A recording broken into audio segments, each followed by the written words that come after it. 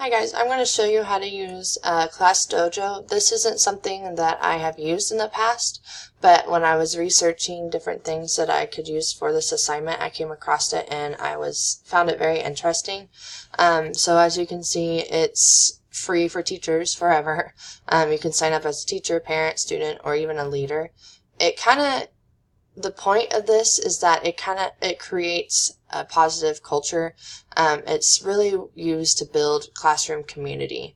It kind of lets, like it says, kind of gives the students a voice where they can kind of share their learning by adding videos. They kind of create their own portfolios, and even the parents get to see what they've been doing, and you can kind of communicate with them a little bit more.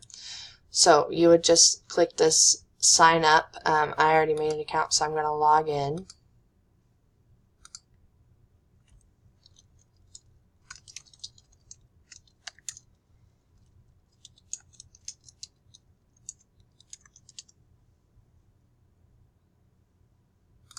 Okay, so this would be kind of like I said, I haven't used this before, so this would be what you see when you log in.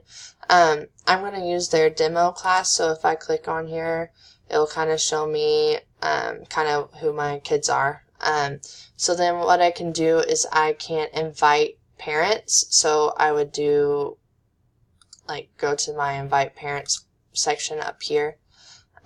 So you can kind of invite them by email or by their phone number, and then just kind of click invite. Looks like I got a pretty cool class here. You can even add your students here or class and go from there.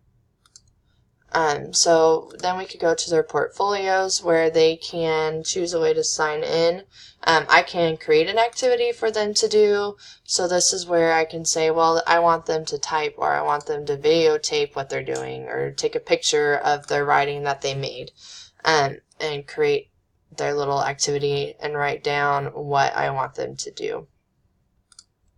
So then, well, you would click assign to class, but and then this is where you would have your students. You can even have a class story where they can kind of talk about what's going on. You can add pictures of what's going on in the classroom for, like, parents. You can do an intro post, so like I could go here and I can add a picture and kind of let them know what's going on. And I can even put messages on here. What's really nice about this is that you can set, like it says, quiet hours, so then you can say, well, I don't want to get any notifications past 6 o'clock or 7 o'clock. You can set that so that you have that time to just kind of relax and not have to worry about parents trying to get a hold of you.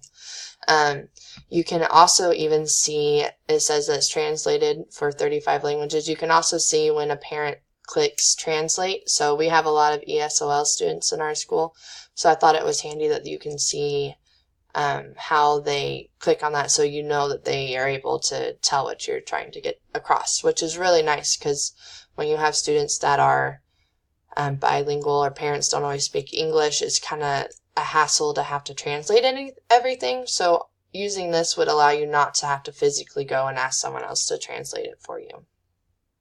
So like I said, I need to kind of research this a little bit more, but you can do a lot of things where you can, like, even decorate stuff. That I just clicked on that decoration thing. It's just like a little file that you can use to kind of download and make. It's like that would be your art and posters that you can put around the room. It also kind of shows you different activities that you can use. So you can go here and it kind of shows you how you can use it, kind of has a get started and all that good stuff on there. I also think that this would be good because you are able to kind of talk with parents on another use of media instead of just email all the time. It also kind of shows you how many other teachers are using it at your school. I would say that this would be ISTE 3A, because you're able to kind of build relationships in a community online with your students, so they can be really excited and they can create their own little character and post their assignments on here. And it's just kind of a use to kind of build community outside of the classroom as well, not just inside the classroom. And I would say that's also T4D, because you're able to communicate with the students, like I said, and the parents, and they're really able to interact with their students' learning. So instead of like having their kids come home and say, oh, I don't really know what we did in school, or I don't remember, or it was okay, they can go on here and look and see exactly what they're doing. They can see papers that they wrote and videos that they made and how they're doing on assignments. So I'm very interested in using this more in the future, and I hope that you are too.